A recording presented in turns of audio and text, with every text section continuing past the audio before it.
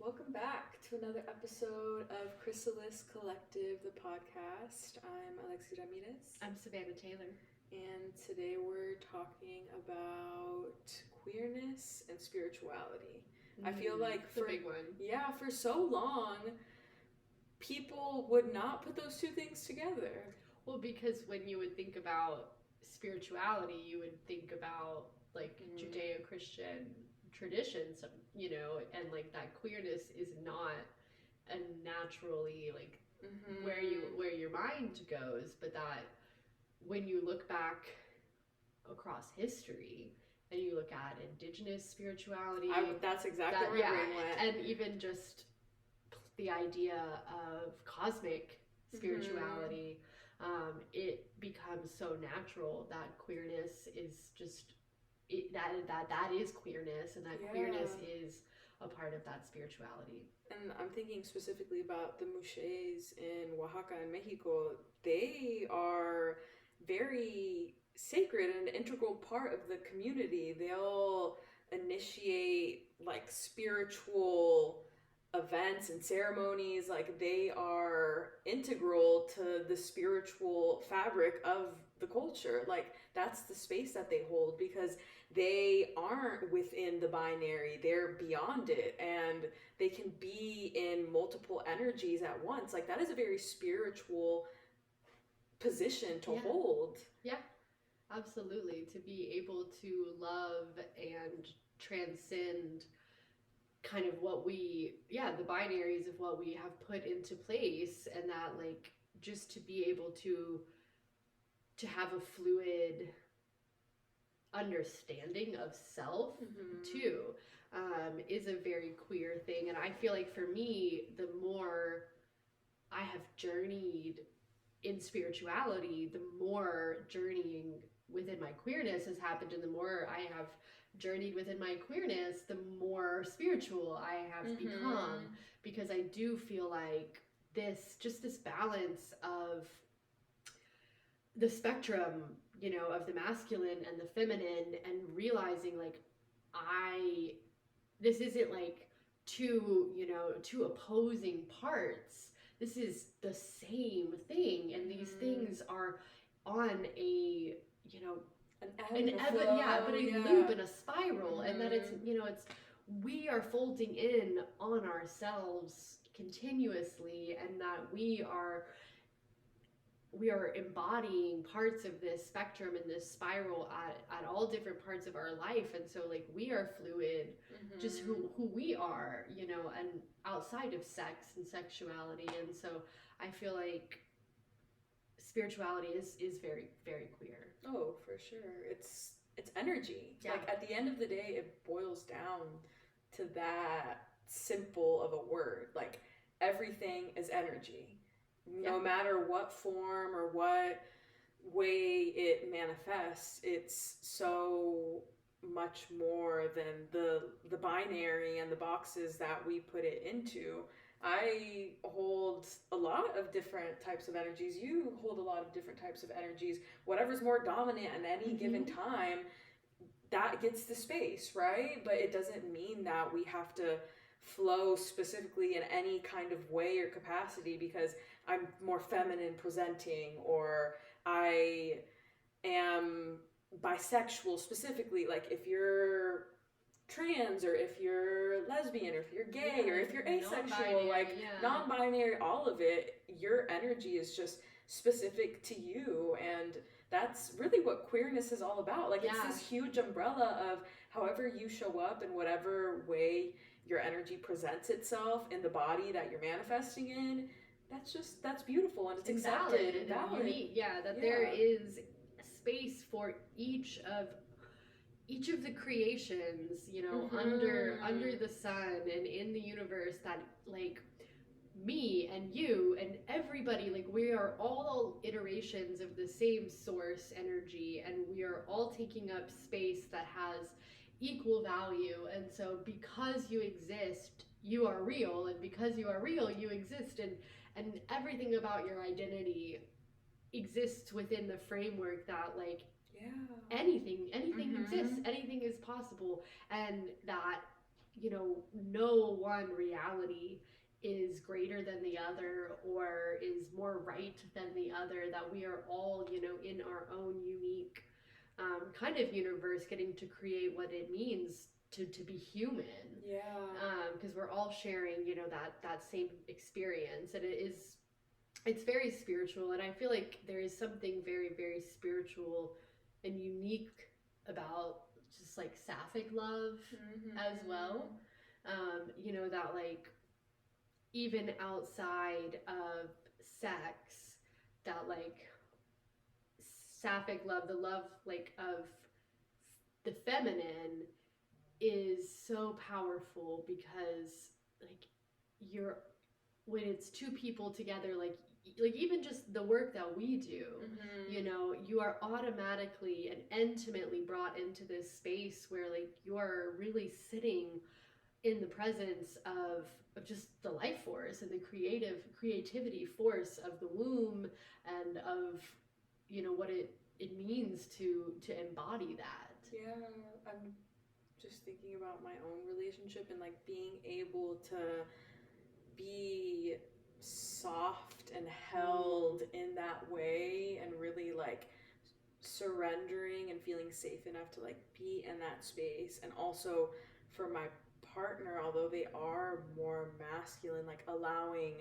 me to hold that same space for them and like have that connection to the womb and really like just love and pour into that has been really beautiful, to be able to have that experience and to like just expand that, because it's such a reciprocal energy. Like just how I'm able to hold space, she's able to do the same for me, and it's something that I haven't found being in relation with like cis men, like it's been very different for sure. And I think that there's just like that connection and that intuition that we hold is very special when you share that with someone. Like you just meet on such a different plane. Yeah.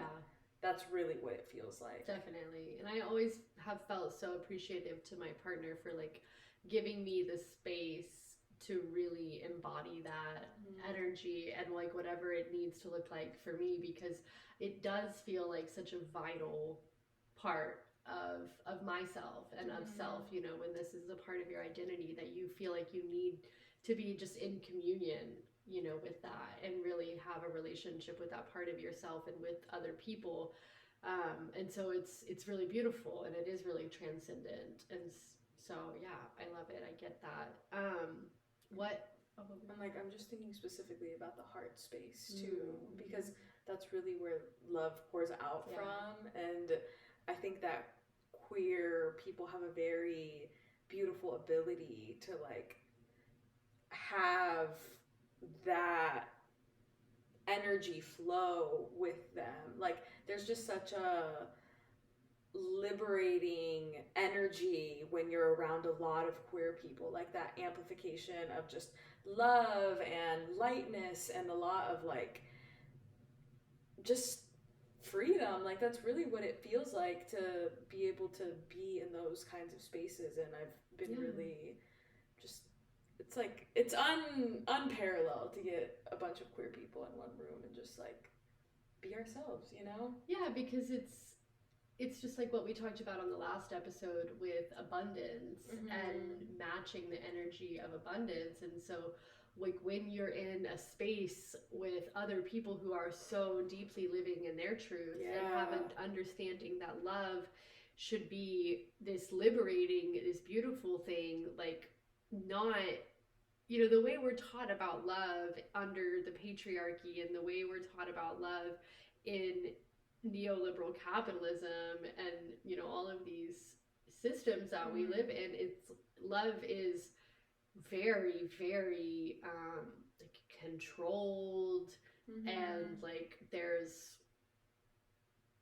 just different. I think there's not space for it. Yeah, it's just not.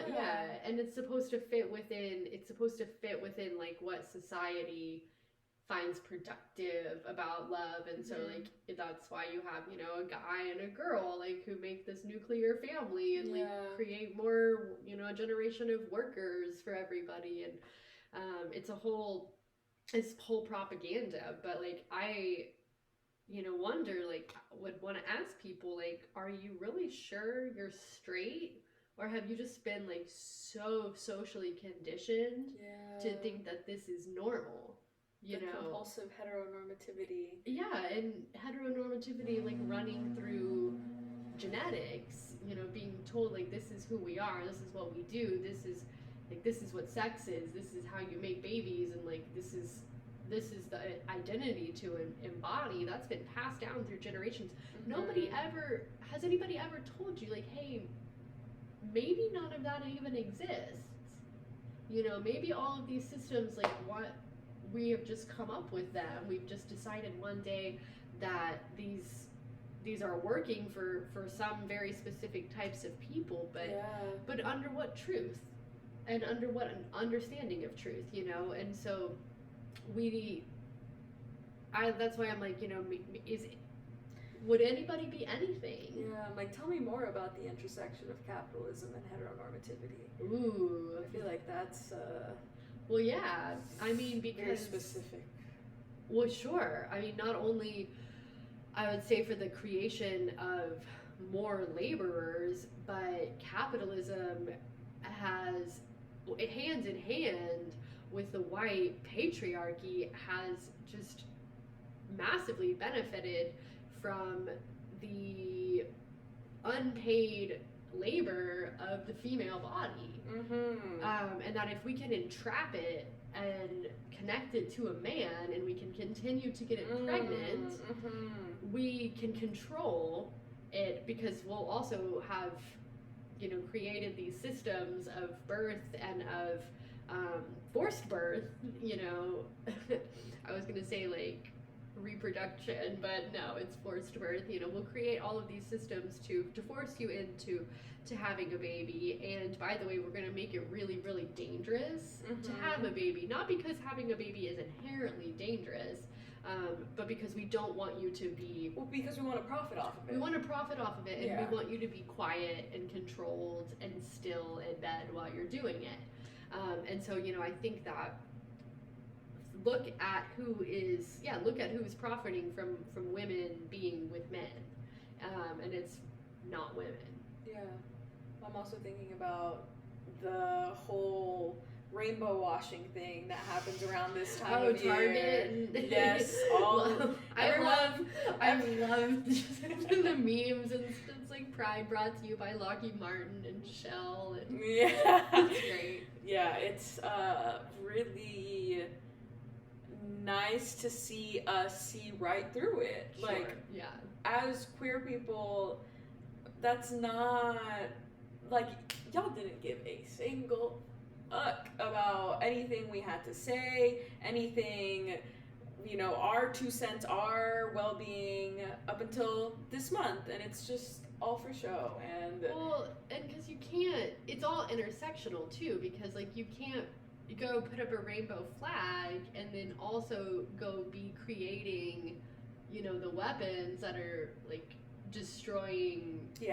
babies and children and families, and like that's not, there's only one liberation, and that is collective. And so, you know, like you can't go put out a big rainbow flag and then also be supporting all of these other harmful, oppressive agendas. And so, you know, companies, of course, too, like they're gonna have to see their profits skyrocket during Pride Month from selling rainbow merchandise.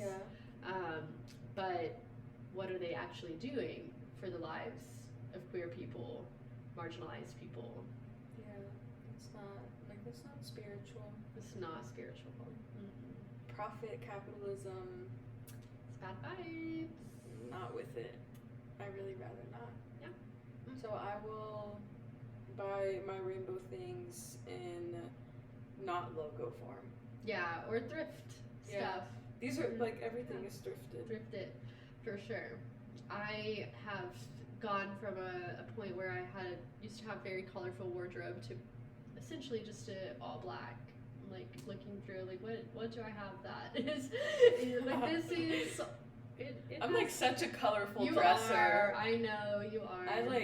I feel like since I've also come out too, it's like a coming of age in a way. Like, that's one thing that the freedom to be myself has really allowed me. I don't give a fuck what anybody thinks about me. I'm gonna say what's on my mind. I'm going to dress how I feel. I am just going to show up in whatever space and just be myself, you know? And making me want to go get some like blue, like icy blue lip gloss. Ooh, I feel like I need that. Just thinking about like what.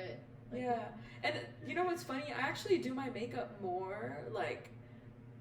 I like go more all out for around Pride time than what I ever do in any other point in my life. Yeah, because I used to wear like a lot of makeup actually, like when I wasn't openly myself, and since I have come out, I actually like I don't wear any makeup anymore. Yeah. Like, I'm not wearing makeup right now. I don't wear makeup day to day, like only if I really I put makeup on before the podcast because I was crying earlier, and so it's like I can't. I look like I've been crying. But yeah, no, same here. Yeah, I think it's just like my relationship to my own femininity has just shifted so much. Where I'm like, if anything, I had a family member tell me like, oh, you're not as feminine anymore. You don't do your makeup. You don't like dress super dressed up all the time. And I'm just like, well, if anything, I really am the most feminine and in touch with that side of myself that I've ever been at any point in my life. And because I know that beauty and the essence of my femininity is just innate, and I don't have to do anything to earn it. I don't need to put on makeup. I don't need to dress a certain way. Like, it's a part of me, and I don't feel the need to perform it. That's what it is. Like, I feel like that was very much the truth for me, like with my relationship with body hair, because a couple, like I guess 4 years ago, so like probably like right around the beginning of the pandemic was about the same time when I was like kind of stopped wearing makeup stopped doing anything with my hair really, and stopped shaving. And it wasn't because I was like didn't want to try, it was because I was like, oh, I've actually been really trying for the wrong reasons, and it doesn't feel good to me like anymore to do that, and I just want to like let my beauty and let my femininity come from the inside out. And like, why would I be like, why is removing hair from my body, my female body, exactly, why is making it hairless somehow making it more feminine, you know? And that felt so wrong to me. And it was like, shaving sucks. Nobody wants to go get waxed. Like, I'm not gonna go do laser hair. I'm not gonna do any of that stuff. And like, that's not fun for me.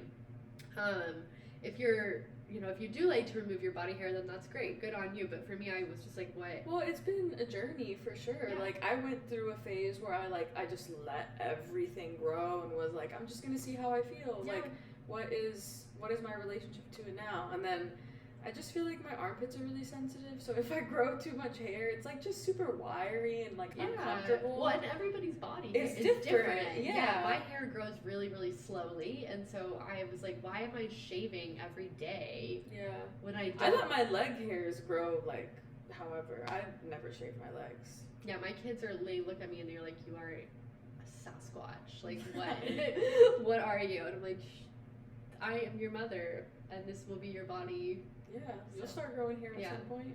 Yeah, I felt like that was really important for me too, for my girls, was to like let them see me okay with having a body that is a body and not a body that I'm trying to turn into something else. Exactly. Hair's protective. Yeah, like, it serves a purpose. Yeah. This is an episode about body hair. Actually. Body hair is actually very spiritual. Of course it is spiritual. But I mean, I think, when we do like when we sit in community in our moon circles, and when we are meditating on the moon and on our wombs, like that is a very, of course it's a spiritual practice, but it's also a spiritual practice that's very affirming and embodying of our queerness. And I would say that, like, I don't know, everybody that comes to our circles, but from what I know and see, like, our circles are also a place of abundant queer love, and or queer sisterhood too. And like anybody can come. You don't have to identify as a woman, but there is a lot of that, in that space, and it's really, really powerful. And I feel like when we're all together and we're all sitting in that, and we're embracing it and connected to one another, like, and recognizing that we are not just individuals in the framework of this fabric of this universe, we're all a part of one another. Yeah, we very much honor universal energy in every space that we create, and womb-centered spaces are universal-centered spaces. Yes, it is. Like, our wombs hold universal energy. Absolutely. And so to connect to that individually is to connect to each other in that way, and that's expansive, loving, vulnerable space that we share, for sure. I'm just going back to thinking about at the beginning how you were talking about how everything is energy, and how queerness is energy, but like energy is light and light is color, and that we have a UV light spectrum, of how energy takes the form of light, and like it is red or yellow or like it's a rainbow. Exactly. And that's really what the rainbow, like what I'm thinking about the queerness and the rainbow of like the spectrum of light and the spectrum of energy, but that energy is also very revolutionary, and in the spiritual, the spiritually embracing it, like what you then do with that is to go forward and dismantle the systems of oppression, that are keeping people from embodying love and from getting to be free and for who they are. And that's not just one system. It's everything. It's all of them, and they're all interconnected. And so embracing queerness and making it a revolutionary part of your spirituality is huge in that. Well, and I'm also thinking of the interconnectedness of every single one of our energy centers. Like, there's a color that coordinates with every energy center in our energetic body, and that's no coincidence also that it's a rainbow. And like tapping into every single thing, you can relate that back to queerness as well, like being able to be grounded in who you are, like being at the root of who you are and honoring that as your truth is like one thing. Moving up is like sacrally, the sexual energy you share, the creative energy you share, that's also, you can tie that back to queerness very easily. Pleasure, exactly. And your solar plexus, like your ability to do and to really stand in that is also like, we are liberated, and we're able to move forth with that energy and like do things in a way that other people don't necessarily. When you're in the binary and you're thinking about things in a very specific heteronormative way, you don't have access to the full spectrum of what it means to like do in that capacity. And I'm just like moving up to the heart center, like she knows very very much abundant love pouring out of us in every capacity, whether it's friendship, romantic love, like back to what I was saying earlier. It's like you can't live freely, lovingly, and be protective of yourself. Like, to be queer, to be out, to be vulnerable with who you are, to live in your truth, and moving up to speak in your truth, like your throat chakra, that blue energy, that's like huge. It's very liberating. Like, I feel like I just keep saying liberating, because to be queer is to be liberated. Like, you're outside of all of the fucking systems that you've been conditioned to be in, and your third eye is like your vision, right? Like that indigo color is very much a space where we have the ability to really see beyond, like to see beyond the systems that we've been put and just plopped into. Like we don't. I always feel like third eye too is just very like collective, universal consciousness energy, you know, that's like you see beyond just the self. Yeah, I feel that. And then last, purple, the crown. It's like just connection to source. Unity with everyone, with yourself, and that's like, and just, I'm happy I'm a queer. Yeah, I love being gay. Because nature is queer too. Yeah, you know, there's animals. Anybody that's like, oh, it's unnatural quote unquote, is just wrong. I mean, it's just wrong because, like, number one, I mean, like, why would we exist? Why? Yeah, it's just ridiculous. I don't even know like where that argument really stems from outside of just like the very one way of looking at like having a penis or having a vagina, like that, if that's really all that it's about, not to mention that there's like an infinite amount of things that can be like in between differentiations, intersex, in literal sex anatomy can look so different. It's absurd, and so nature is very, very friendly to queerness, I think, and also for social reasons, you know. Like, think about, oh my gosh, just how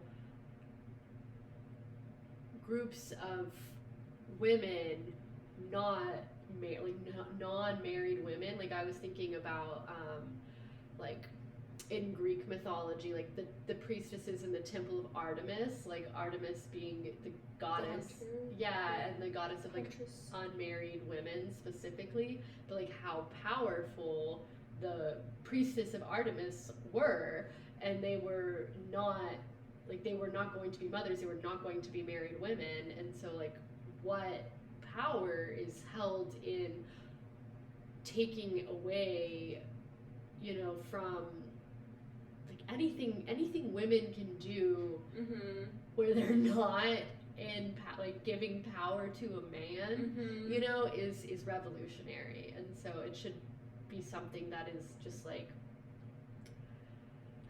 I don't know, uplifted. Sapphic love. I'm all for it. Sapphic and the spiritual. Exactly. That's That's our new. That's our new. That's like a soap opera title. Oh. Not the Young and the Restless. The Sapphic and Sapphic and the spiritual. But those spaces are needed. Yeah. Spiritual and sapphic spaces are very much needed. So if you're looking for any sapphic spiritual spaces, we got you. Yeah, we're here. We have a lot of spiritual spaces coming up, or a lot of spaces coming up that you can come to if you are sapphic or spiritual. Community picnics, moon circles. Make sure to keep an eye on our Instagram and our website for all of our events. But we'll see you next time. Bye.